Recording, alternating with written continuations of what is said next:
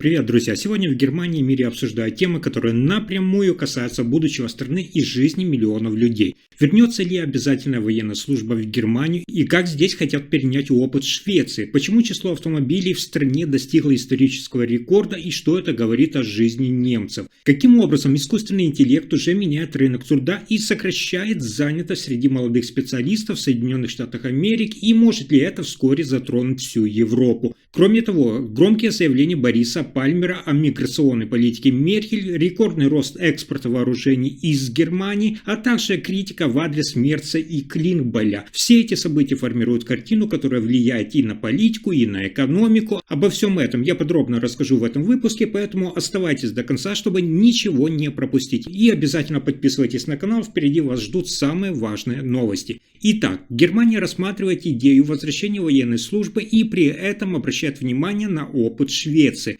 Этот подход уже активно обсуждает министр обороны Борис Писториус. В Швеции, напомню, с 2017 года действует гибридная форма службы. Все юноши и девушки по достижении 18 лет обязаны заполнить онлайн-опросник о своем здоровье, мотивации и способностях. Из них примерно треть отбирается для двухдневного тестирования – физического, психологического и интеллектуального. В число действительно служащих попадает лишь около 8 тысяч человек из примерно 100 тысяч опрошенных. И порядка 20% из них – это женщины. Уже после обучения они включаются в резерв и могут призываться до 47 лет. Эта система сочетает обязательности и добровольности, позволяющие добирать тех нужных людей наиболее эффективно. В соответствии с этим министр считает выгодным вариант, при котором также в Германии все молодые люди в рамках конституционных рамок будут проходить похожую процедуру. Обязательное информирование, затем отбор наиболее мотивированных на основе тестов и анкет. Только часть из них будет реально служить, а не весь годовой континент.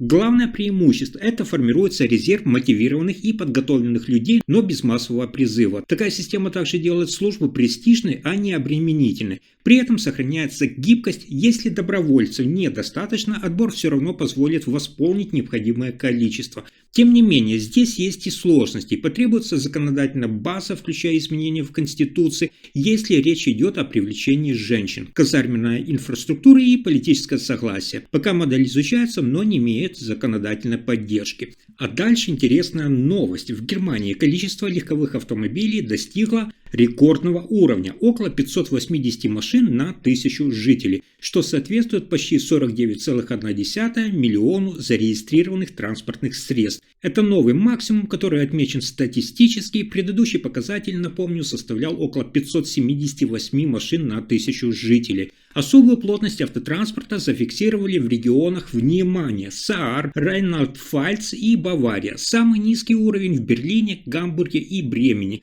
где плотность машин заметно ниже, благодаря развитому общественному транспорту. Например, в столице на 1000 человек приходится менее 330 автомобилей. Это самый низкий показатель за 10 лет. Семьи все чаще имеют по 2 и даже по 3 машины. Сегодня 78% домохозяйств владеют хотя бы одним авто, а количество домов с 2 машинами выросло с 24,5% до 27%, с 3 и более с 4,1% до 6,2%. Электромобили все еще остаются нишевым явлением, их доля в общем парке примерно 2,9%, хоть годом ранее она была около 2,1%, что указывает на медленный рост. Несмотря на попытки развития альтернативного транспорта, автомобиль остается доминирующим. Это отражает привычки и инфраструктуру. Машины часто предпочтительны в повседневной жизни, особенно за пределами крупных городов, где выбор транспорта ограничен.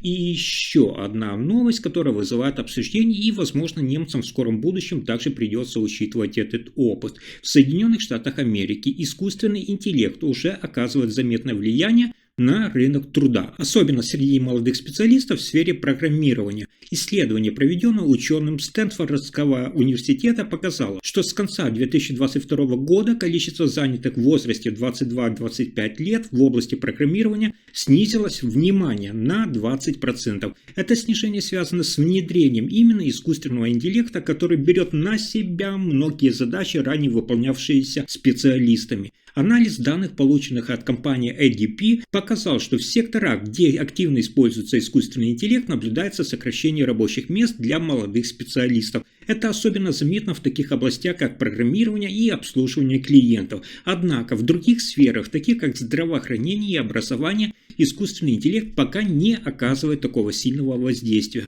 Ученые отмечают, что хотя искусственный интеллект может выполнять многие рутинные задачи, он не способен заменить творческий подход и сложные аналитические способности человека. Поэтому специалисты, обладающие уникальными навыками и способностями к инновациям, по-прежнему востребованы на рынке труда.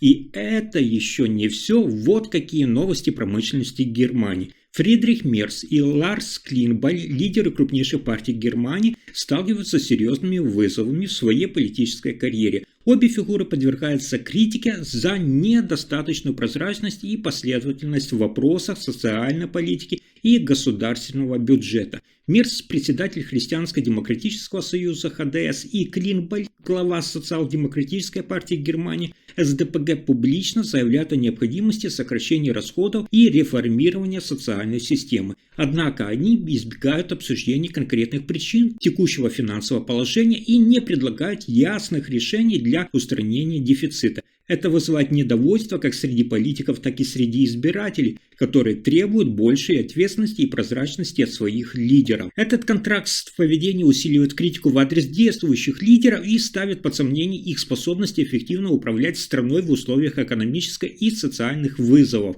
Таким образом, политический ландшафт Германии в настоящее время характеризуется нестабильностью и неопределенностью, отсутствие той ясной стратегии и последовательных действий со стороны ведущих политиков способствует росту недовольства среди населения и усиливает политическую конкуренцию. А дальше интересные новости о развитии военной промышленности Германии.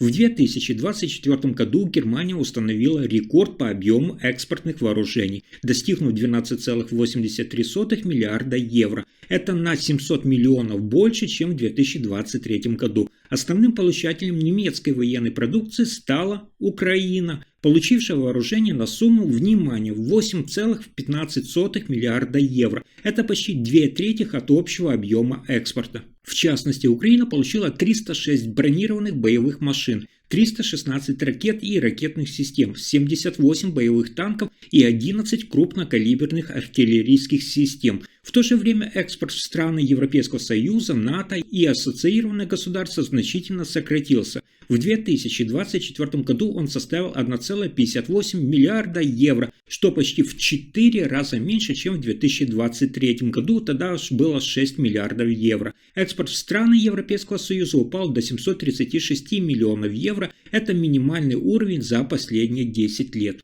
Внешние поставки в третьи страны, напротив, значительно возросли и составили 11,26 миллиарда евро, что почти в 2 раза больше, чем в предыдущем году. Вместе с тем правительство отклонило 62 заявки на экспорт вооружений, что на 17 больше, чем в 2023 году. Наибольшее количество отклоненных заявок поступило от Пакистана, Таиланда и Малайзии.